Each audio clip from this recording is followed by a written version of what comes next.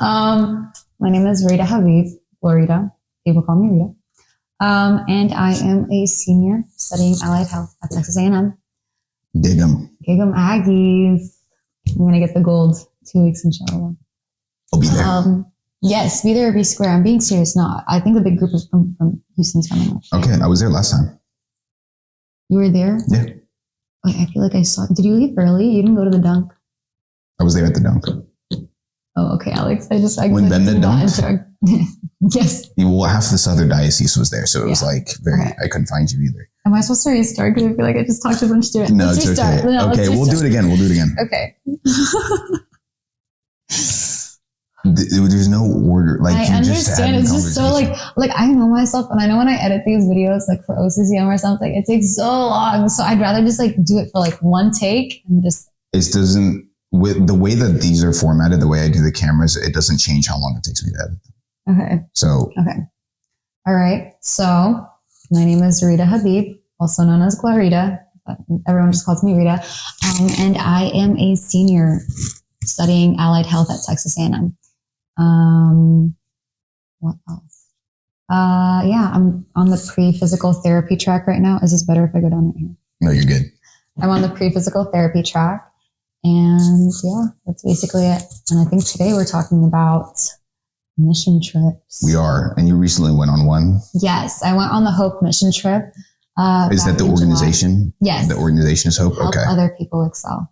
Nice. Okay. I don't know anything about that trip or Hope as an organization. I went with a different one when I did mine, but we'll get into the nitty gritty later. So like, tell me everything about it. Tell me everything that happened. Oh, where to start? Okay. So honestly, like I have always wanted to go like on a mission trip. There was one, I think, with like Coptic orphans or something. Okay. Back in like 2019, I heard about. So I honestly, like when I heard about that, I was like, okay, I really want to go. I found out I have to be like 17 to like join a mission trip by myself. I was like, you know what, fine. 2020 hits. I turned 17. Like, thank God. Boom, COVID. Right. I didn't get to go on a mission trip, and then life happens to school and college and whatnot. And I was like, you know what? This summer, I feel like I'm going to be like pretty free. Let me just go this summer. And yeah, like by the grace of God, like truly, like he allowed it to happen. And I thank him so much for it. So basically I signed up for it. I joined. It was a 9-day mission trip. I was in Egypt for a little bit longer than that. But yeah, it was awesome. So basically what we did, we all got together and we went to a whole bunch of monasteries first. So we met up at Cairo and then we moved from Cairo to, Beni Suef, and like Beni Suef was like on the track to El Minya. El Minya was like where we spent a majority of our time. And so what we did was we went to Deir Biad, and Amba Makarios is like the, or I don't know, I actually don't. I don't know if it was Amba Makarios. That's fine. But we got to meet like the bishop of that region, and it was really cool. Amba Yusuf was actually like, he like had done like his like medical rotations in Beni Suef. So this was like a place he was familiar with, and it was just so awesome. This was our first interaction with like Egyptian people and like the kids and stuff like that. And like, it's like they were completely glazed over when they saw us. Like it kind of felt like weird. I'm like, why are they cheering and handing us chocolates and water? Like this is so sweet of them. But like we're just people coming to visit, and like you don't really think about it, but like it's like to them it's such a big deal because like they don't really get many visitors, or like from what I hear, like the bishops in the surrounding regions or like the head clergy over there, they don't really come and visit some of these monasteries as often. So when they do, it's a really big deal. So they were just so happy. Abu Yusuf was there and everyone wanted a picture and people were cheering and they had like little flags, and it was like all this for what? For a bunch of someone like it just didn't make sense. But yeah, like we came and they gave us like these gifts. And I'm just like, this is so nice of them. And then we got a tour of that like monastery. And then we headed down to El Minya, where we stayed at this place called Beit Ibn al-Malek or something like that. Okay. And it was somewhat like a hotel, but it was run by all Coptic people. There were nuns and like consecrated sisters running it. Like it's like literally, it was just primarily like Coptic people that were running it. And it was such a special place because the infrastructure itself of like the rest of like Armenia was like people are living in like, it's like bamboo like shacks, and they have like this thing that looks like tarp, like leaves like over their houses. Like this is what it is. And like we're over here like in the middle of the city. It's not even the city, like it's like a village, and it's just like this huge like hotel looking thing. And the reason I'm saying like it was so cool is because every day, every night on that trip, we had like people come and like hang out with us. For example, the first night we had orphans come from nearby villages and like orphanages, and they came and they spent time with us. We played soccer with them. We came and we played with them. We hung out with them. We spoke to them. They performed like a little concert for Amba Yusuf, and it was so sweet. And what you don't realize is like how such a small gesture like this means so much to them, you know? And like, we really haven't like deep dived into like the whole like monastery, like the whole like mission trip itself already. So anyways, like we had a whole bunch of, one night it was widows. Another night it was like families, families. Right. So they came and they like sat with us and we spoke to them. We sang songs with them. And it was you have fellowship here in the States and you're like, this is nice. We're going to In-N-Out, we're going to Chick-fil-A, yeah. You know? And then we all kind of just go our separate ways. But this fellowship, like they're talking about their lives, and like some of them that you're talking to, you just like, you can't help but feel like this like inner peace, like, oh my goodness gracious, like how privileged am I, but I don't feel an ounce of peace and an ounce of like joy that they feel. And they have nothing over there. They really don't have nothing. So it's just like, it's truly like, it's so amazing to see. And it's like, I know for a fact, I'll get more into this later, but I came back feeling guilty. Like, why is it me that I made it out of like such of these, like I lived in Alexandria, and Alexandria is nothing like Armenia. Armenia is like very rural, lots of farm animals, lots of like farms like on the way. And Alexandria is more of like a city, but like these kids, so the mission trip started and I was on the education team. We were split into 3 teams. I'm going way out of order, so forgive me. That's the whole point of this. You just say it in whatever order it comes to you and we can put it together. Yeah. Well, the first day we met Amba Yusuf, we met Pope Todros. Oh. So it was really cool. Yeah. So they kind of explained what our mission was, and like the medical team went and they did screenings. Like half the medical team was split into like where the education team was. So the kids themselves that were coming from these villages to this main church area, they got medical screening. They were tested for like on like dentistry. They were just like optometry. Like they got their eyes checked out if they needed glasses. So basically, Hope covered 90% of it, and they covered the other 10%. Like all of like, and that was like, we didn't like backtrack, but like it was truly so crazy to think of like things that we take for granted here and stuff like that. They're just so beyond thankful for. Like prescriptions. A lot of the kids, like they bathe in the Nile. Nile has parasites. Yeah. Parasites, they're swimming in this water. The parasites are getting in their like stomachs. So we had a pediatrician there. Actually, we had 2 or 3, and they were testing for like worms in their stomachs. So it's like something I never thought like I'd see like firsthand, you know? Yeah. So anyways, so half the medical team was there and the other half was at like a village, I think across town. And that was a place for elder people, but they were basically free, like again, free checkups for whatever. And like they only paid 10% of what that treatment was, you know? I know that there were surgeries done. We had an OBGYN. He was with us, and we had a urologist. She came and actually did a whole bunch of surgeries, and it was so cool. Like I know a lot of people, Amanda and Joe and like Anthony and stuff, they got to scrub in and like see like kidney stones being taken out. So that's what the medical team did. labor team then, I actually heard this pretty recently, I think yesterday, they actually did not have a permit to work. I don't know if I'm supposed to say this, but they didn't have a permit to work. I feel like it's long enough ago to where it's yeah, it doesn't matter. If someone from Egypt sees this, sorry. But it's like they had to wait for like the cops to leave for them to even start working, and they were working as Egyptians. They weren't working like with hope, if you understand, if you know what I mean. Yeah. Simply because like they don't want like the government to be like, oh, like you're helping them out. Apparently, the other religion, the Muslims, right. the Muslim people, like in Armenia, wanted to drive out the Christians like very badly. So the government wouldn't give Hope like a working permit.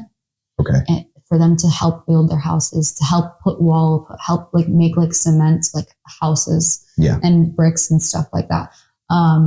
So they had to wait for the cops to like leave in that area, and then they started working. They started putting toilets in, and from what I've heard, like the people were so unbelievably ecstatic. They were like, "Thank you so much," and they're offering as much as they can.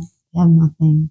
They're offering like as much as they can, and like obviously we're not taking any of it, but it's like the kindness of their hearts. Like they're so thankful for the things. Again, like you're gonna keep hearing me say this. What we took for granted. That's a recurring theme. That was a recurring theme I felt when I did my mission trip. But we'll compare and contrast in a minute. So, and then of course I'm saving education for last because like that's primarily what I did. We had kids so this is how it was split. It was split 10 classes, 25 kids in each class. There's a morning session and an afternoon session. So overall 500 kids. Okay. Yeah. Crazy.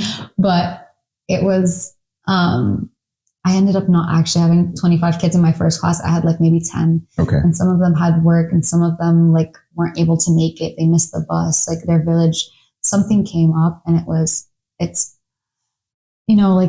sad, but like when they came, like some of these kids were really eager to learn. And like it's like insane. It's like insane to like think about like what, like for example, I taught them the days of the week. I taught them like different body parts, like head, shoulders, knees, toes. I taught them colors, numbers, the alphabet, and then what else? I think that was it. And I think we taught them 3 songs in English. I think this is A Light of Mine, and then we taught them what was the other one? I don't think I can recall. This was so long ago and I have really bad memory, but that was one of them. And like at the end, they made like a performance where like they all as like a collective 500 kids, like they all, or like the morning and afternoon session. So the first session was 250 and the other afternoon session was 250. They went and they showed like Yusuf, like what, like they learned and stuff like that. Like they went over like That's head, really shoulders, cool. knees. Yeah. Like it was really, really cool.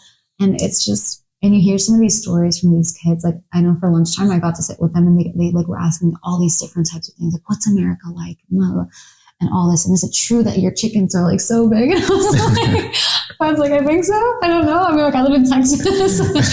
So, but yeah, so I'd ask them like, what do you want to be when you grow up? They're like, I want to be a YouTuber. I want to be a soccer star. And it's like, these kids have such big dreams.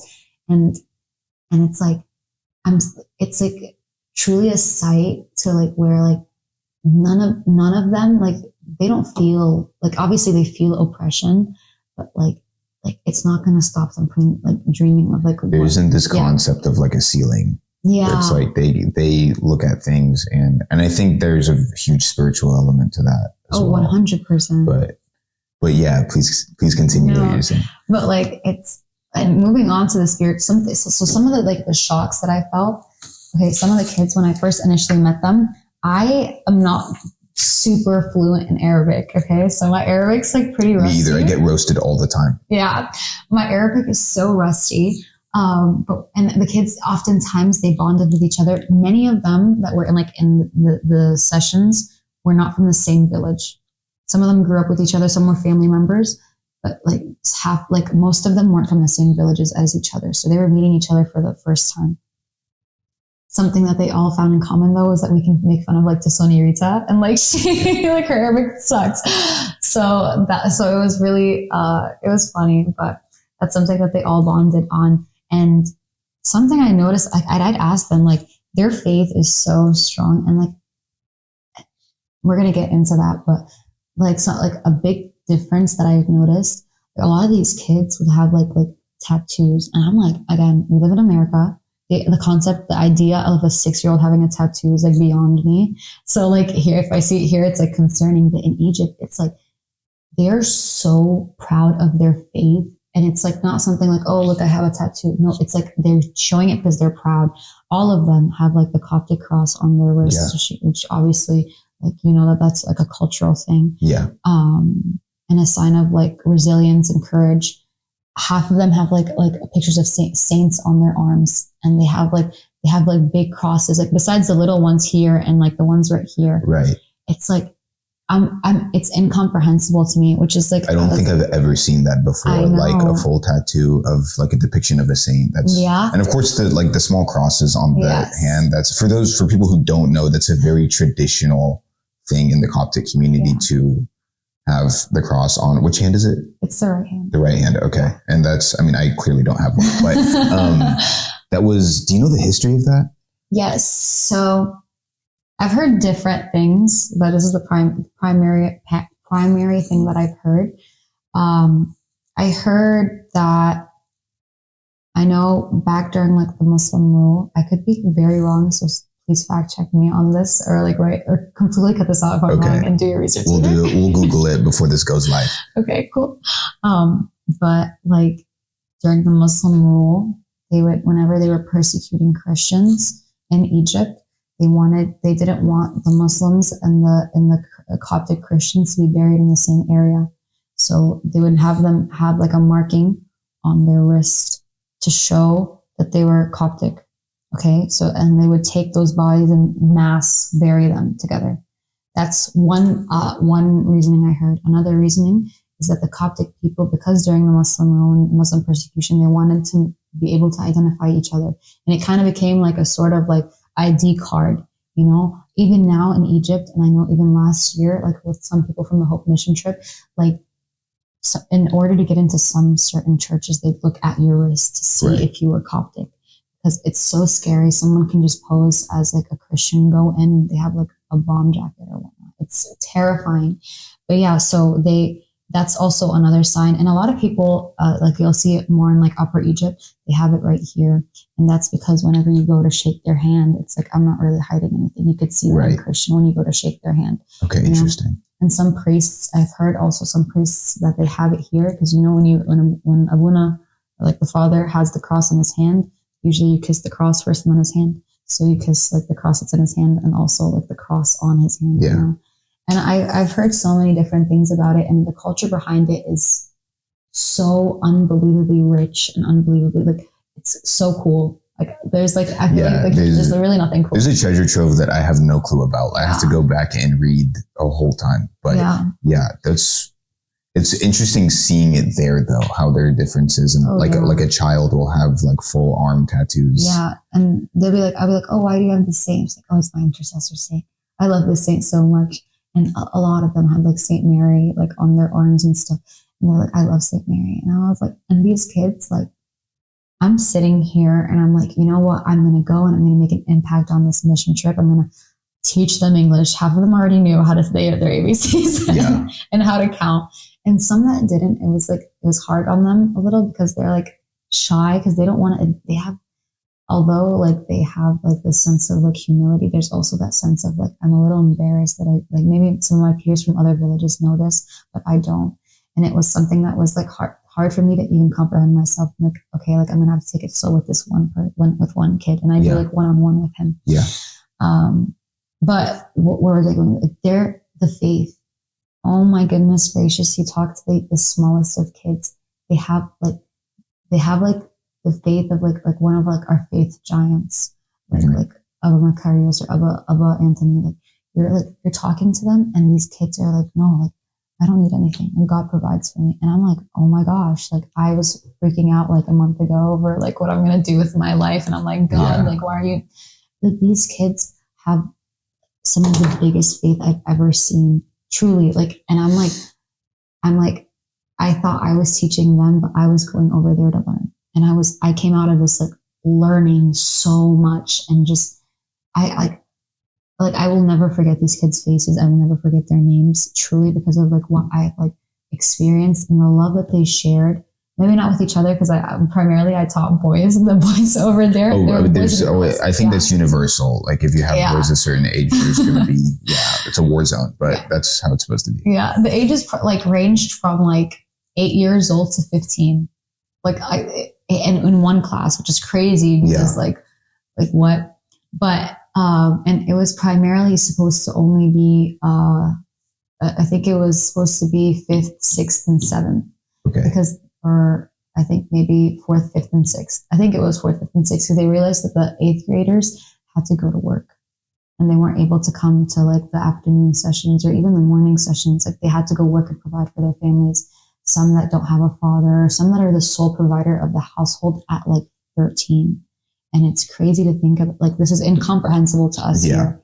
And it's just, but like, anyways, like these kids, like, I wish I could just tell you about their faith. Like, they're going through like hardships. Like, I'll tell you something. Abba Macarius is like the bishop for El Minya, not Venezuela. And I think he was telling a story. I don't recall to who, but he was telling a story, and he was like, "Oh, like in El Minya, they built a water filtration plant. They go and they get clean water from there. Apparently, the Muslims like had like guarded it, and they kind of were like, the Christians are not able to get any of the water from this water filtering plant, and they didn't let the kids and the families and stuff get water. Again, they're trying to drive them out of that section of El Minya. There are a lot of Coptic people. They're trying to drive them out of that section because like they want that land for themselves. They want the agriculture for themselves. These people have been here for years, for generations. So what ended up happening is Abu Macarius goes to like the government and El Minya, and he's like, give me a permit. I will help build one. I will provide everything. They need to build another water filtration plant. Like, just like, give me the permit for it. And they refused. They told him no, that he was not able to build another one. And because of the kindness and the love that the Christians show literally to everyone over there, like the police officers that are in guard of this water filtration plant felt bad. And this is how they're getting water. They're like giving the kids water. And so we would have lunchtime every day, like in between the morning session and in the afternoon session. The kids would have, in between that session, they'd have food. I'm going to try to say it without crying. The way that some of their faces lit up when like they realized like they have like clean drinking water, and it's like inexplainable. Like, really, it is inexplainable. And like, not like, they hardly complained about any of the food they got, and they would always be trading snacks with each other. I know, and some of their parents would give them money, like 5 guinea, which is less. My math is correct. It's about 10 cents. Okay, 5 guinea. And they'd go and they'd like, with the 5 guinea, they'd go and they'd buy like ramen packets. And the way they eat the ramen packets, like, it's so cool. Apparently in Egypt, it's hard sometimes to get hot water. So the way they eat it is they open the ramen packets and they take the powder and they sprinkle it and they eat it raw like chips. And it's like, and I was like, is this normal? He was like, yes, like the Sony, like you've never had raw ramen. And I was like, no, I've never had raw. And then they're like, it's an easy, quick snack, and it fills us up. And it's just like, I'm like sitting here and I'm just like, again, like this whole trip just like completely baffled me. There were so many days where I was just sitting there in silence, because I was just trying to soak all of it in.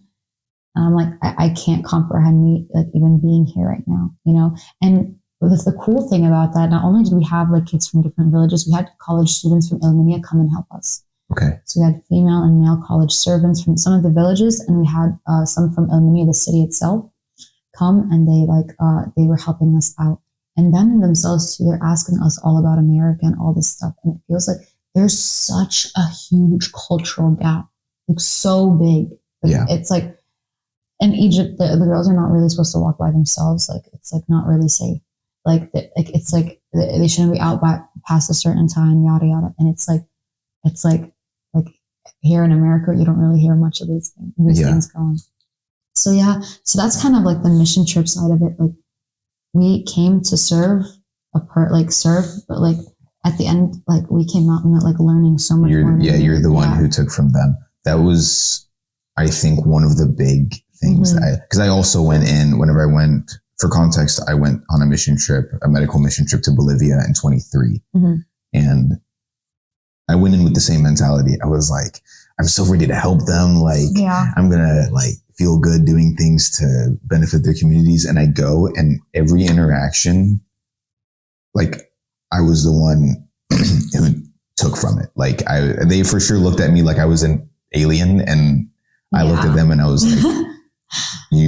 like, you realize this child is rewriting the way that I view everything because of their existence. And it's like, I don't know, but my whole journey was like similar, except the arrival. The arrival was very different. Like you guys, they greeted you with flags and cheering and things. I went to the airport. I remember I flew into the Bolivian airport. I was like flying for 36 hours because I flew from Houston to Miami and then caught a connecting flight from Miami to Panama. Or no, not Panama. Colombia. I got a connecting flight to Colombia, and then I went from Colombia to Bolivia. And then I landed at the airport in Bolivia. And first of all, I land in the airport I'm leaving the airport in Colombia. And I don't speak a word of Spanish at all. But by the way, the Bolivian people, they all speak Spanish, don't know English. I know English, don't speak Spanish. So that was an adventure for 10 days. And then I land in the airport. And one of my roles is to kind of do like fitness education for a lot of the communities. And so I'm coming with a whole suitcase full of like resistance bands with metal hooks that you can use to like attach to a handle. And then you like put it around, I don't know, some structure, and you can do like just resistance training with the bands. And so I show up, and the lady is like trying to ask me what on earth she's seeing on the like scan, because the bag is going through and it's all hooks and like tubes. Like just, she's like, she's like afraid to ask me to open it, but she has to ask me to open it. She points at it. I'm like, you want me to open it? And she just kind of nods. So I open it. She like puts her gloves on, opens the bag, and is like, whatever, like just go. I don't even know if this is illegal or not. Like, I'm like, it's resistance bands. It's not that big of a deal. Google Translate. It just was not working. I was like, I don't know if I should move. I can't pull up my phone. She lets me go. And I was like, she thinks that's bad. Wait for the guy who's got a bag full of prescription medications. Oh my gosh. For some reason, we didn't think about that. Getting a paper, like we had a paper. They didn't like the paper. Was it in Spanish? No, we had an English, Spanish. I'm sure there was a Russian. Like there was whatever. I don't know what the holdup was, but they were. When it says the organization we went with was Simana, Coptic Medical. I'll pull it up. I cannot believe I blanked on it, but I'll pull it up and I'll show you guys. But I mean, when a organization that you've never heard of writes you just a printed out letter, and somebody comes in with a suitcase full of like restricted medications, you're not just going to be like, oh, sure. Yeah, come on. And so like, it's drugs. His name was Peter. I won't give you any more information than that. I don't want you guys to find him. But he got held at the airport for 5 hours. That's crazy. And the bishop had to go pull him out. Wow. And the thing is, that normally wouldn't work. Like if you did it in America and like a religious leader came and was like, hey, let him go, they're going to be like, what are you doing? Like, we can't let this guy go. Yeah. But in Bolivia, this was one of the first indicators of like the differences in culture. It was when the bishop showed up, they were like, oh, this is a man of the church. Like we have to do what he says. Like we're going to let this guy go, which was very interesting. Yeah. And the story behind the church, the cathedral that we stayed at, for the whole trip was very, very interesting. It was a Coptic, almost the entire congregation were Bolivian people. And it was initially meant for like Coptic people to go there. And so there was a congregation at one point of Coptic people. They were going to Bolivia for various like work and things like that. And that the number had grown to an extent where I don't know who was calling the shots on that area, but they sent a bishop there and they said, okay, like start a cathedral, start a church, like to serve those people. By the time they had gone through all the checks to make that happen, the people there were like, okay, I'm going to start going to a Catholic church because there's no Coptic church. It's been years. So we have to do something. So the bishop reported this back and he said, hey, like, I can't find any of the Coptic people. They're not here anymore. They're like, okay, convert the Bolivians. And it worked. I think there's a lot of similarities between Orthodoxy and Catholicism to where they looked at that and say, hey, like, we're very familiar with this. This is really cool. But anyway, long story short, I land in the airport in Bolivia and finally get through security. It's been like 36 hours. I can't see in front of me. I walk out and there's a bunch of girls and they start cheering. And I'm like, I'm hallucinating. This is not security. I'm out. I walk out onto the street and it's like a bunch of girls are like waiting there and they start cheering. No, they did. What I found out later was immediately behind me was like one of the most famous boy bands in South America. No way. That landed on the plane. And they come out after, like the girls started cheering and realized they didn't recognize me. And I'm like, I can do it. And they go, oh, okay. And calm down. And I'm like, okay, thank God they got the wrong person because I had no clue what I walked into. Crazy. And then I saw them. Yeah, it was, I don't remember the name, but it was like, they're from Panama. They're very, very famous. Anyway, I saw them walk out behind me and then they like started freaking out, got swarmed. I was like, okay, thank God that was me. And then I get picked up by by a full deacon. First time I met a full deacon. Wow. Yeah. He was Bolivian? He was Egyptian. Okay. He went there to, I think, serve that congregation as well. But he was, first time I met a full deacon. He's a priest now. I think he that was just the next step, like naturally. Yeah, but I never met one before. So naturally I kiss his hand. He's like, what are you doing? I did it like 3 times before he was like, okay, that's enough. Like, but we don't have any in the diocese. I don't think we do. It's not a very common thing here, but he was a full deacon for a very long time there before he became a priest. So that was kind of my welcome. And then I went in, it was like 5 a.m. by the time we got to the cathedral. I woke up my 2 roommates by walking in and they were like, well, that's it. And they had landed like 2 hours before. Yeah. So it was like, did you know any of the people that were on the trip with you? Didn't know a single person. Wow. But that's the fun part. You go and you're like, I don't want to know anyone. I don't know. Like, cause it's like you go and like every time I go on a trip or I do some sort of service that I like embarrass myself in a million ways. And I'm just like, thank God the people that are going back home, I will not be going back home with. Yes. So, but honestly, it's great to do that. Like, I think going and doing it with a group of people that you know and building fellowship with them and then coming back and then sharing those experiences after. Like, do you still find yourself talking about that trip with a lot of people? Are you joking? We just had ring days, like Aggies. You guys know this. We have ring days. Every single time we are all together, which like, for example, Amba Yusuf came to College Station and it was a big deal because he comes like once a year, but like the college kids love him. Like we all come like for his like Bible study and like his liturgy. It's always packed. Per usual, it's Amba Yusuf.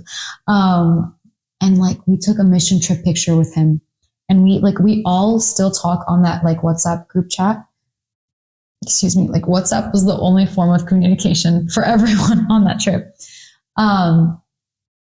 So like we all find ourselves like having dinner. We all find ourselves like talking to each other. I mean, like the girls that I roomed with are like 2 of my friends, Amanda and Carol. Like I go to school with both of them. So it's like, it's the fact that I went on this mission trip with people I knew. It only brought us closer. Like at the place, like I feel like you could obviously relate to this. You guys stay up, but like after like the mission trip portion is over, back in like the place you guys were staying at, you guys stayed up and you guys just talked and deep conversations. You're like, I never thought this person would have this opinion. Yeah. And the bus rides to the villages too. Oh yeah, 100%. I was asleep in the morning. Okay. No, I mean like I completely understand. We were I was running on 3 hours of sleep a night.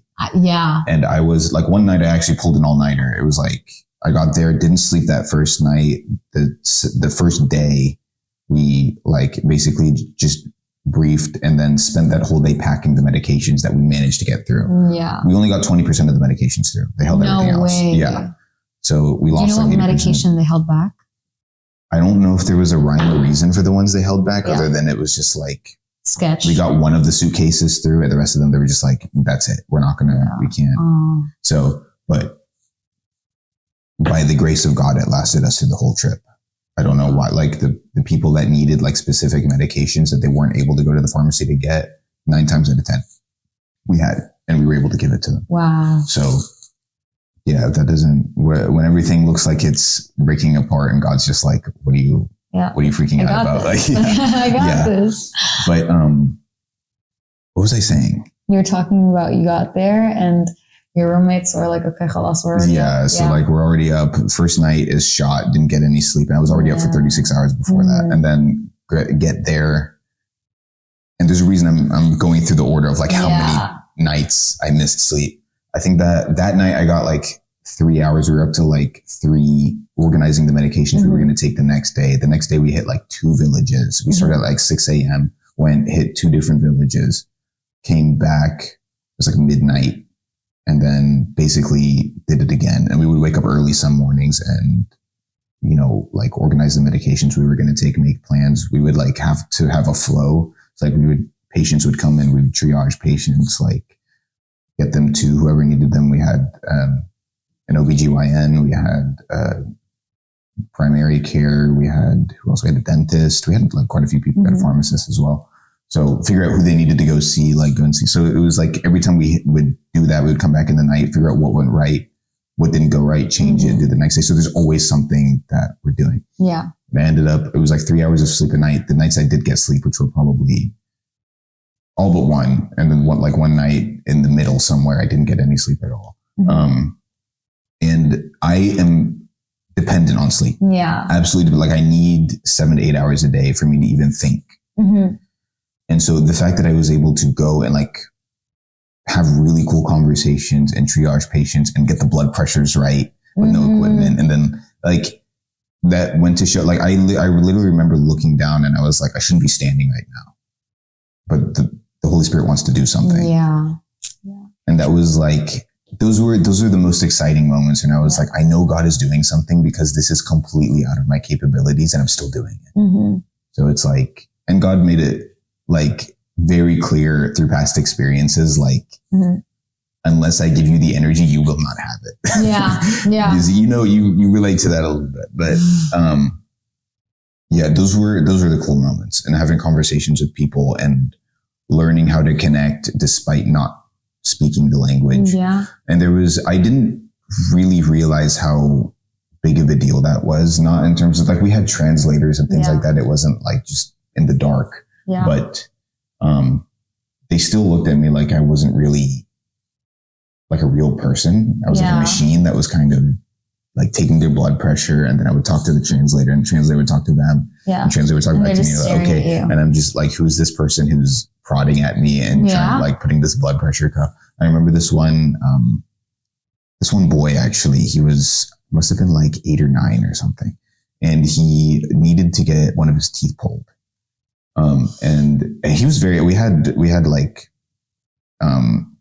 pain medications and local anesthetics and stuff. So he was fine. And he was actually, those kids are so tough because you have a kid in like a dentist office, and just being in the dentist office, they're like freaking out and screaming, don't want to be there. We're screaming bloody murder. Yeah. But the Bolivian kids, they sit down in the chair and they're just ready to go. It's like, okay, whatever. Like, we have to do this, let's do this. And it was a lot different. There was something in the culture. Until now, I don't exactly know what it is or like where they're encouraged to behave like that, but there's a certain strength, like especially among the men. It was like, we're tough and So, and like in America a little bit, there's like kind of that, but it wasn't like this, I don't know. I'm not gonna be able to pick the right words, but it was like you take them silently and you're not gonna complain, but you see it doesn't eat them up on the inside either. there's like a pride in being able to take things on the chin and just like keep going. So, and I saw that in this like 9-year-old boy who was like, just went, got his tooth pulled. But where he started to be unsure was whenever I went to go clean his teeth after. So like, I'm like sitting there with the toothbrush and I'm like, I really hope he wasn't free. Yeah. So like, I don't want to make you uncomfortable, but of course, like I'm trying to talk to him. He doesn't understand what I'm saying. I knew one word, and that was dolor, which is pain. And I was pronouncing it wrong too. So that sounded crazy. But that was the only word I knew. So I was like, dolor. I would ask if you're feeling pain to make sure that I'm not doing anything that's hurting. So I'm brushing his teeth and he's kind of looking at me weird. And he's kind of looking at his mom, who also just had a tooth pulled, and she's like giving me a thumbs up. And then I have a mask on, I have my glasses on, I have my gloves on, and I'm just like, I finish cleaning and then I take my gloves off and I hand him his own like brand new toothbrush and toothpaste. And then I do this and he's kind of like he thought I was going to hit him or something. Wow. And then I kind of realized he didn't understand what I was doing. So I took my mask off and then put my hand down and his face like lit up. And he like gives me the biggest high five ever. Like I was trying to give him a high five the whole time, but there was this moment where I was like, he doesn't understand I'm a human being who's like trying to help him. Yeah. Like he thinks I'm this machine that's just doing this. And when I put my hand up, he probably thought I was going to hit him or something. Like he didn't understand. But then like just taking my mask off and him seeing that I had a face under the mask was like, oh, that's all I need to feel comfortable with this person. And like, and I'm trying to understand what that truly means now and like how to apply that, especially because I'm hoping to have a career in the clinic. Like that's what I want to do. And so connecting with patients and making them feel like I'm on your team, like we're going to do uncomfortable things, but like I promise like I'm a human being too. And we're like just in this together to try to make sure that you're as healthy as possible. And that was a big moment for me where I was like, I don't know. It's hard to explain how the interaction went down, but there was just this feeling of like not being able to connect on any level for like multiple days into the trip. And finally this boy was like, we clicked. Yeah. And that was like, okay, I got it. So special. It honestly is so special. It's something that you said that really like resonated with me was that the kids, I know like in Egypt, like here the kids are like, I love kids, period. But like the iPad kids and the reliance on like devices, something that's like something I've never, like, obviously you won't see it in Egypt, but like, it's the way that these kids are so mature for their age. And I'm pretty sure you saw it in the Bolivian kids as well. Like they were trying to put on this like tough act. Like I know what I'm doing. I got it. Yeah. I had a kid. Oh my goodness. So whenever they would go out to eat for lunch, like, some of the kids, Egypt is very dirty. They litter. Okay. There's not like this sense of like, oh, I need to pick up after myself or whatnot. So what I noticed was that they were throwing stuff on the floor and I would tell them like, don't throw stuff on the floor. And they would continue to throw stuff on the floor. It's the Arabic. It just had to be Arabic. Yeah. I would go and I'd pick it up and all of a sudden 2 or 3 of the boys got up and they're like, in like Arabic, they're like, there's no way you're going to let our teacher pick up after us. There's no way. Like, go be men. And like, they're like, Tasoni, please. Like Tasoni, by the way, for you guys that don't know, means teacher. So they're like, Tasoni, no, Tasoni, don't go down, don't grab it. And I was like, no, it's okay. But it's like the way that they hold themselves up with such pride. They're like, we can't let her do this. Like, and it's like come, like, and the kids in America, they'd probably look me in my face and like drop something as I'm picking something up or something. There's this weird disconnect. Yeah. And like, I have that too, where I'm like, it's definitely a social media thing. I realize where I'm like, I look back at certain situations and I'm like, I should not have undervalued that interaction, or I shouldn't have let certain things slide, but because I feel like I'm so worried about, and I'm going really deep on something I haven't explained at all, but like the levels of anxiety that you get from just like scrolling on random, and there's like, you're going a million miles a minute at just absolute nonsense, and it occupies your mind, and then things that happen right in front of you just completely slip past you. Yeah. I think like for a kid to like just be present in the moment and live life and like try to look at for things to value and ways to like live up to the ideals that they hold for themselves. They see that happening and they're like, no, we got to do something like that. Yeah. And I think I think the bystander effect would be a good term to use. I think we tend to have that more here than we do in places where they are living in the moment and are like truly, if they want to interact with someone, it's the human being next to them. And it's, I wish it was like out of like choice. It's not, they don't have that choice to kind of like always be like overstimulated and like always like on their phones. Like they don't have that. It's either you grow up and you act like a man at the age of like 8 or 9. Yeah. You're going to just be like a failure kind of. Yeah. And that's out of the difficulty of the life too. Yeah. And you see that like the kids there, I had a kid and it's like I learned so much about the culture in Egypt simply by just interacting with him. I had a kid that was very upset. He got a light red. It was light red, like a backpack. We gave him a backpack. We gave him school supplies, notebooks and stuff. And they got to take that with them to school or if they needed it to study at home. And a lot of these kids, you'd find them, by the way, when I taught them, they'd be like, oh, like Taswani, like I went home and I reviewed what you taught me. And I'd like sit there and I'd be like, I don't think if I told any of my Sunday school kids, like, oh, what did you guys learn that last week? They wouldn't have remembered.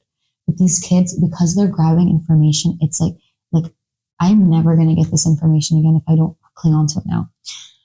Some kid got upset. He got a light red backpack. And he's like, this is a female color. This is a female color. And like a lot of these kids, of course, like they're very grateful for what they have. But something that you notice about the culture is that like they place a lot of emphasis on like masculinity so young into these like the minds of these kids, you know, and it's again another culture shock that I experienced. You know, a question I have for you is like, were you able to kind of interact with not just people for like medical like reasons? Were you guys able to like go like visit? I don't know if they have monasteries in Bolivia or if there are like certain communities that you guys serve, like this with people with disabilities or people that were like widowed or something. Were there different people that came in, or was it just everyone that came into the clinic? There were, we had a couple of opportunities. Like there were, you know how like we'll meet at church and just do fellowship and like hang out. Like we have our lounge and stuff like that.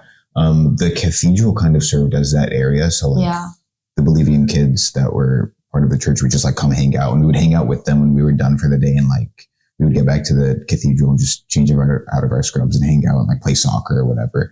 And it was difficult to have conversation, at least for me. A lot of the other, like there were a couple of other guys on the trip that like knew. And so they would tell me what was going on. What time is it? No, it's 6:30, but I have this alarm from last week when I took a nap. But we would have a lot of conversations and they would say similar things. It was like, you could tell by the way they spoke and with the things they emphasized, it was like being a man was a very important thing, at least with like, I'm sure with the women, they had different conversations when they would hang out, but it was like, it was something to be proud of. It wasn't like, oh, there's this like oppression of like being in the masculine role and I have to do this and I have to do that. It was like, no, this is a privilege to be like a strong person who can do do tough things. And it's like, I want more of that. I want to be surrounded by more of that. I don't want like this like shame or this feeling of like, as a man, I have to do this. And as a man, I have to do that. And there's like always complaining about something. Like there are a lot of skill sets that you have as a man that you're not using. And I feel like this happens. It's the same thing with women here in this culture as well, where it's like, you're like, I can't believe, like, as a girl, I have to do this, and as a girl, I have to do that. And it's like, there's a lot of strength to being a woman. Like, there is. No, truly. And something I noticed whenever the kids sometimes were misbehaving, at least in education, because once they open up to you, they open up to you. And they're just like talking about this. They don't want to be quiet. And we're really here for a reason. Like, we're just trying to make sure you guys are grasping this information.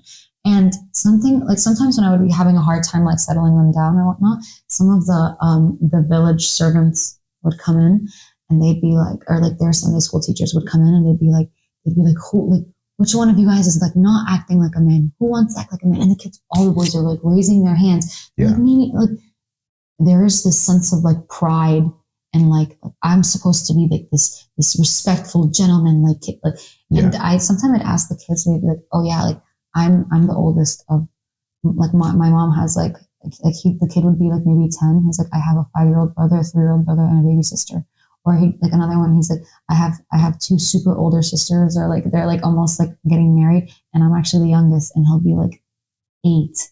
And it's like, and you see all these like dynamics, and all the kids still act the same. Yeah. Like they're not like, no matter how old they are, how they act, like it's a sense. And whenever they could see I physically got upset, they'd push each other. They'd be like, stop, like, you know that Tasoni's getting, like, and that's something that you never, I'm sorry, but something you never see here. Yeah. Like if I got upset at my Sunday school kids, they'd probably just like laugh and like snicker and like kind of like joke around with each other. Like, oh, like, look, Rita's mad. These kids were like, no, like, and I overheard them at lunch. And be like, guys, we need to get our act together. She said, like, we're not going to get like the treat for today. Yeah. Giving them candy. Oh my gosh. It's giving them candy was like Christmas every single day. Like I wish some people could see the way that some of these kids like light up, and what we really truly take for granted, like clean bathrooms, clean water, what we take, like AC. Oh, something I completely forgot to mention. There was no AC. Did you experience the same thing? Yeah, I mean, there were quite a few, but we went in the winter. So they were like right on the equator during, like right before Christmas. So it's hot. Like, wait, is it like the... Well, it was their winter, our summer. Like I went in the summer, it was their winter because they're on the summer. Like I'm trying to like... Okay. It's their winter, but you won't cover the summer. Yeah, okay. So they're like technically supposed to be on the equator. Yeah. But they're having their winter, and it was like 60s through 80s all the time. So it was the no AC, but I remember sitting there going to like these villages, and I'm like, these buildings don't. Yeah. Bolivia is on the equator. Yeah. Like not around the equator like Texas is during the summer. On the equator. They're getting all of the sun. Yeah. I wonder how they do it. No, we went to Egypt in July, and Minia is right, like we're a couple miles shy of the equator. Like we're like a couple hundred miles shy of the equator. Like it's like right there. It got like 107 wasn't like normal for us. Yeah. And like we would be like thanking God it went down to 101. Like it's insane. We had so many of the servants that were with us pass out, but still they wanted to serve. And so the way that it was organized was that we would have our respective jobs, whether that was labor, medical, or education. And then afterwards we'd have a service. Like what I told you, we'd either hang out with like the widows or like the kids that are disabled. One, just because this is the last point I just want to mention on this, because I want to hear more about Bolivia. Yeah. But we went and we visited blind girls, which, by the way, let this be known, the Egyptian law enforcement was not cooperating with us at all. Trying to get literally anywhere was such a hassle. We had a Nile boat ride just for the servants. There's 40 of us with Yusuf, and they would not they were giving us such a hard time. We didn't even go. They were like, we don't have enough life jackets. They're like, well, we told you earlier there was 40 people. I never really understood it, because you live here and we're so privileged to God, thank God we're not persecuted and we're not sought out just because we're Christians. You might feel that type of way, maybe on social media. Yeah, but you see a post where they're making fun of some aspect of the faith. And oh, I can't believe they're saying that. Yeah. That's we're being so over there. They're actually getting persecuted. Yeah. It's one. I heard a story that some of the law enforcement went and they pulled a priest by his beard down the stairs, and there are people that tried to bomb a church, and that village did not have a church for 2 years, and it's insane. And then you hear the stories about the water filtration source, and you hear stories about how when so my kids were telling me when we pass by a certain group of kids in school, because they all go to the school together. It's not separated by Christians or Muslims. They all go to school together. So what you're seeing over there, it's sometimes we all have to walk in twos, and we can't walk in a group, or they're going to pick a fight with us. They're going to be oh, you guys are just pulling up on us. And we're really not trying to do that. And he's one of them stabbed me in his foot. And I'm I'm listening to this story, and I'm I can't comprehend what is being said right. Like I truly cannot comprehend what is being said right now. Yeah. And it's like, so we have to sometimes walk in small groups and and they're like, some of the kids gave them such a hard time, even in school, if they go to school. And it's, anyways, but it's just, it was truly such a culture shock. So one of the days, something that was just so special is like after all of us are literally exhausted, I have videos and I have pictures. We're laying down in the one place that had AC. And then people don't know this actually, but in Egypt, right? Literally, I kid you not, like maybe like a couple months after, or it was actually happening during this time, but we were so lucky. Egypt, the government was like at a certain time, we were shutting the power off to conserve energy.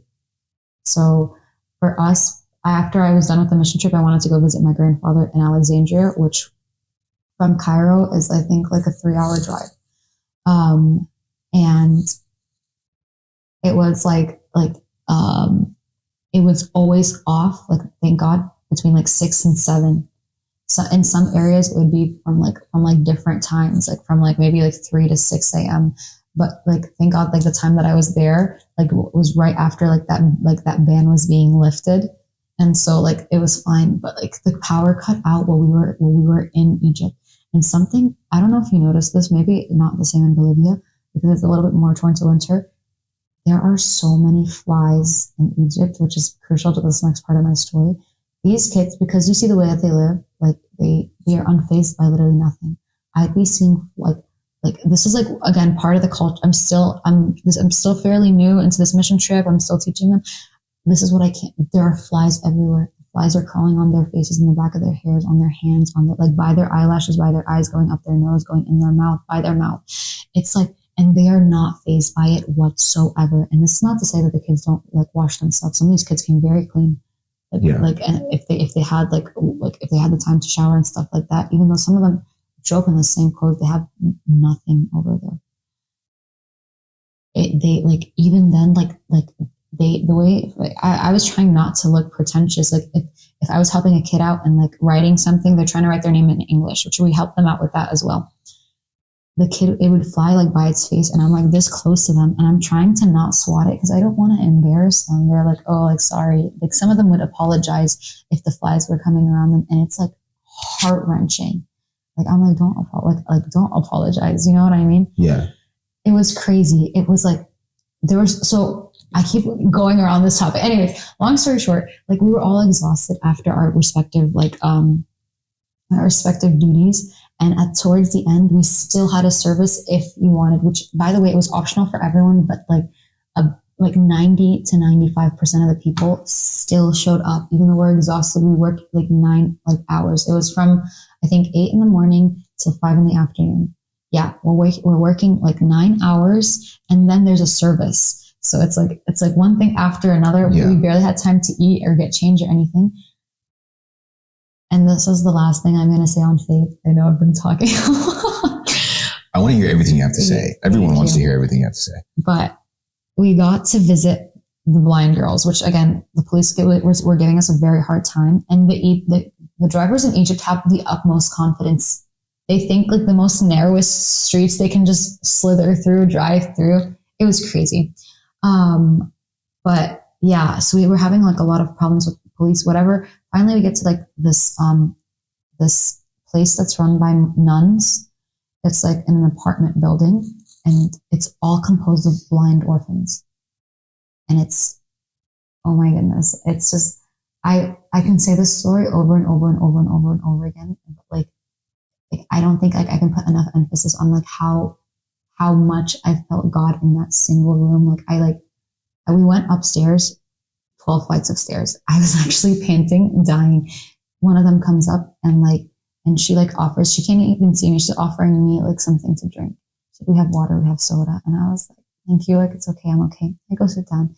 They're doing like a little performance. Something that they take pride in is every time they see someone, they like want to sing. That's like what we realized when we were over there and we were seeing the kids, because they don't have much to offer. So what they do is they just sing. They just provide what they can for us, you know? The kids were singing, and I know, and I will never forget this memory.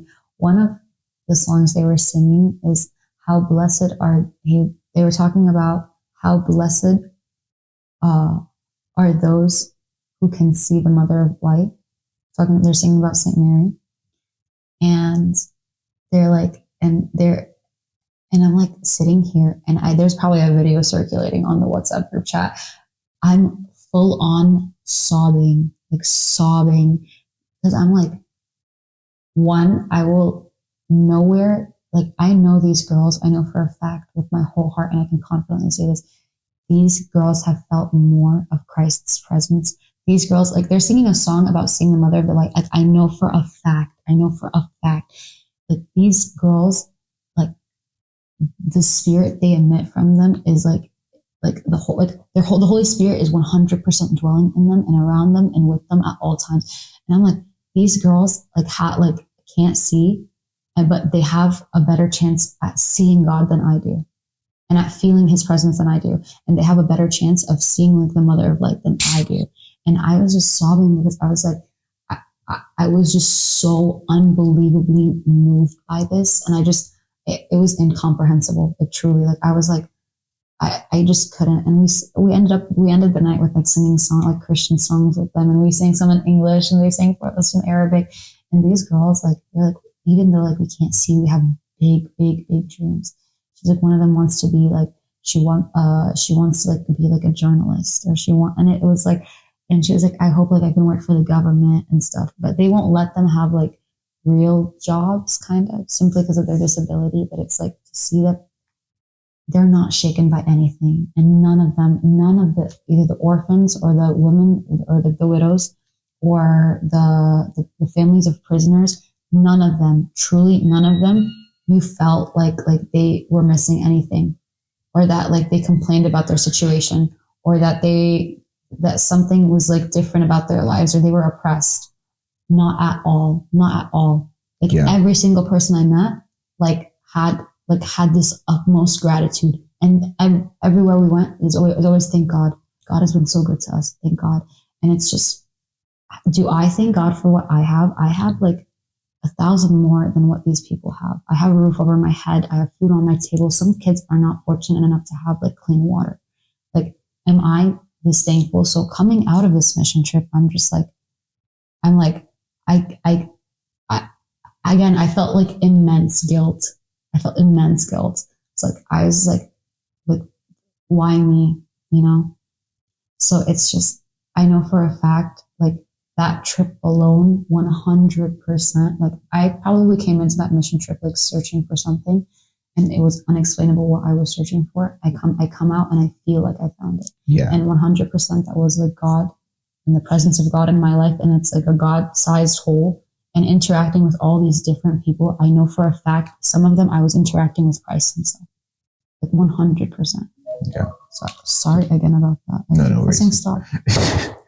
But it was insane. And I know for a fact, like you were saying with like the Holy Spirit and the fact that you just could not get up. Yeah. But like, or that you could just like, it was inexplainable. Like some things should not have worked out the way that they did, but they did. And that was truly through His grace alone. It couldn't have been more. And it was always a problem we didn't know we had until it was solved. Yes. It was that we would get somewhere and then realize we needed a piece of equipment, and then there happened to be one on board the bus, and we have no clue who got it. Like whether it was just things we pulled in mindlessly, and it was like, but the entire operation for the day would have had to stop if we didn't have that piece of equipment. Yeah. And it was like, okay, it's pretty clear what happened. Yeah. It's pretty clear. It's really clear. Like, didn't just show up. Yeah. Like we're complaining about this little thing, like, oh, our day would be so much easier if we had like an umbrella at the table or something. And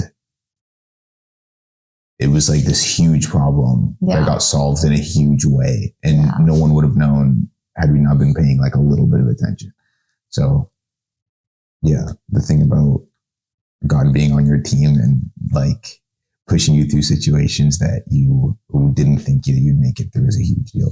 And the people, you thinking that you're going to be the one pouring into the people, and them being the ones who are pouring into you the whole time is like, oh, now I get why, now I get the mentality I was supposed to come in with. I came in with pride, like, oh, I'm going to help these people. I'm going to like do so much, and they're going to be like, oh, thank you. And then in reality, they're going to learn my name. Yeah. And then like, they're so grateful for something that I would never even think twice about in my normal life. And I'm just like, the way I look at everything just is shattered. Yeah. And I thought I was the one who was going to come in and make a difference. They're the one who made a difference in me. So I thought I was going to serve, but I got served. Yeah, I got served. I got served. I got schooled. Yeah. Got taught a lesson. Yeah. I don't remember. I really can't recall who taught me this, but it was the saying where it's like, where God guides, he provides, and what he provides, he will protect. And I know for a fact God protects his people and he provides for them. Truly, he provides for them. Yeah. Like, truly, he provides for them. And it's like, if God does this in these people's lives, like how much more is he doing in my own life? And how much am I like not paying attention? Yeah. I think that's one of the things where it's like, you know, I sit in sermons and I go to church and I like will try to, you know, read, you know, spiritual writings and things like that, and always try to remind myself like God is providing for me. And then I go and, you know, interact with these people, like you interacting with the people in Egypt and me interacting with the people in Bolivia, and they're not trying to remind themselves that God is providing. Yeah. They live their life on the basis that God is providing. It's just trust. It's just like, that is how they live. Like there's no question about it. Yeah. And then I always come back and I'm like, God, like, why did this happen? This like minor inconvenience. Like this had to happen at this time. And like, are you even taking care of me? And they're like genuinely going through troubles, like getting stabbed at school. Yeah. Meanwhile, they have no doubt that God is taking care of them. Yeah. And that messed me up for a while. Yeah. That got me for a while. Yeah. Yeah. It's truly, it was a humbling experience. Yeah. Like it was a humbling experience. Like I come out of it and I was like I know you felt this as well. Like you were one person coming in, you were another person coming in. Yeah. 100%. And it's truly God working through those people for you and God working through you for those people. Yeah. And it's just so beautiful. And it's like, I cannot recommend mission trips enough. Truly. If you have the opportunity to go, please go. You have to do it. You went with Hope. I went with Hope. Correct? I'll somewhere in the description of whatever, I'll put the links for Hope and for CMANA, which is Coptic Medical Association of North America. I blanked it. But, yeah, what an experience. Like, I'm still not the same person. That was 23. It is now the end of 24. I'm still not the same from it. And that was just like 10 days. So, yeah. If you can do it anywhere in the world. And get a chance to really learn about the faith, you know, even if it's like not a Coptic Orthodox mission trip. Yeah. Like learn, like I would recommend a Coptic Orthodox mission trip simply because even outside of the service that we did, we saw so many monasteries. And we went to like the monastery for the 21 Martyrs of Libya. We went to like the Hanging Church. We went to all the old monasteries in Cairo, and our religion is so rich. It is really, really so rich, and there's so much history behind it, and so much beauty. So I think like go out and see what the world has and where God guides you, truly, and you will be amazed, and you will marvel at where He takes you. Very nice. Thanks. Okay. Oh, I forgot. You forgot. Yes. Last thing. I'm scared to open this, actually. It's not. It's more dramatic than it is, actually. If you could visit any biblical event, which one would it be? Oh, there's so many. Yeah. And you can't pick the crucifixion. Darn it. Nothing with like the Last Supper, like none of that. Let me think. I feel like those are, like, if you don't want to see those, I feel like you might want to reevaluate something. Answers. Yeah. What's something niche that you feel like not a lot of other people would pick? Oh, okay. Well, I was going to pick something not niche. So that was going to be, my initial answer was going to be probably feeding the multitude, you know, because 5,000 men, not counting women or children, you know, so that's insane. triple or quadruple that amount. Yeah, 100%. Like a biblical event. I'm trying to think of like any Old Testament, because everything I'm coming up is just like New Testament. Yeah. Let me think. What would be yours? Mine?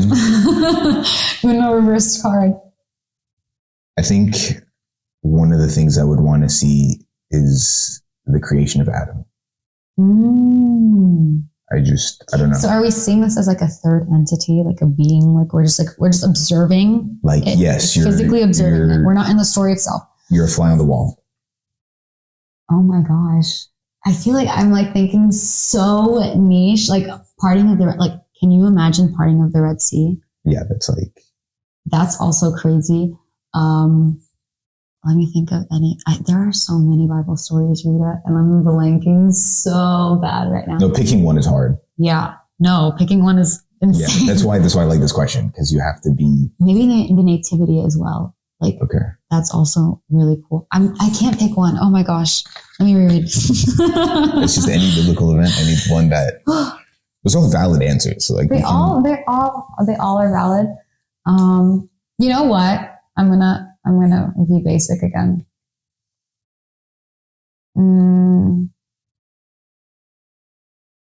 I want to say, honestly, I'm torn between, what's it called? I'm torn between Noah's Ark, because that is insane. What, like the whole thing? The whole series like the of animals events? going 2 by 2. Oh yeah, just being led to the ark, yeah. Yeah, that's crazy. But my heart still wants to go to the Last Supper. Okay. Oh my gosh. Like just witnessing that. Any of the miracles that Christ, I feel like all of those are valid. I mean, that's obviously a very profound like moment in scripture, but why particularly for you? Why would you want to see that? I know what's going to happen. It's like the unfolding of events. What, like Christ just sitting there. Like, I just want to just see Christ, like seeing his face. I wouldn't really be paying attention to any, like Judas and Peter. Like, you already know how it ends. I know how it ends. I want to see like his emotions, like what is on his face during like these last moments. We move on and we like hear about the garden like of Gethsemane and how anxious our Lord was feeling, and it's just, we know he felt that. Like, I want to, like, the reason I'm saying like the Last Supper, and it's like there's always like this picture painted in my mind, and I want to witness it, you know? Yeah. Like, I want to see it, you know? It's just there's so many. Just honestly anything with Jesus. I really can't pick one. It's just the fact that like it's like that question. I have another surprise follow-up question. Uh-oh. If you could have dinner with Christ, what would be the one thing that you would tell him or ask? You can cut this part out and you could ask this for your next guest. Well, maybe I will. I mean, I'm speechless now thinking about it. I don't think I'd be able to say anything. I know. I think that's I genuinely would not find anything to say. When I got asked this question, I don't want to ruin your answer, but so I'm going to wait for you to answer. I don't have an answer. Okay. Well, my answer was like, I would literally just hug him with no words. I'd just sit there in awe. Like, I don't even want to say anything. I just want to sit there. Like, so many times, cut this out from this moment forward. You're fine. You're good. But like, and it was just Alex and Rita talking. Sometimes in your life, you can feel so many emotions and you're just like, I just want you to be here. I want, what is going on with my face right now? I feel like it's all twitching. I just want you to be here, and I just want to sit at your feet, and I just want to just be with you, and I just want to just lay out my feelings with you. And it's like, and seeing him face to face, I remember him, how good he's been to us and how many times like we've maybe disappointed him or maybe like not lived up to what he wants us to do, which again, he knows that we're humans. He knows that we're flawed. He knows that. Yeah. He knows that without him, we are nothing. We are but dust and ashes. But like just sitting there and just living, like it's a crazy feeling. Dude, yeah, like what are words gonna do? It's truly, like, yeah, what are words gonna do? Yeah. What an image. I'm saying. Okay. But yeah. Well, Rita, thank you so much for coming. Thank you for having me. Yeah, you shed a lot of light on what really goes on behind the scenes when you go and you do like a service trip. And I really hope more people feel like they should go do one, which they absolutely should. After hearing your passion for it. So, but again, thank you and good luck. I know you have an assignment to do tonight, so I'm gonna let you go. You're also driving to a different city. Also, by the way, Rita has not been fidgeting with a rock this whole time. This is the back plate of a fossilized ankylosaurus. So that's also some other prehistoric carnivore. So yeah, just a casual fidget spinner for. Yeah, I'm picking my nails out. I'm going like this. Okay. Thank you for having me, Alex. Thanks, Rita, and thanks guys for listening. Thanks.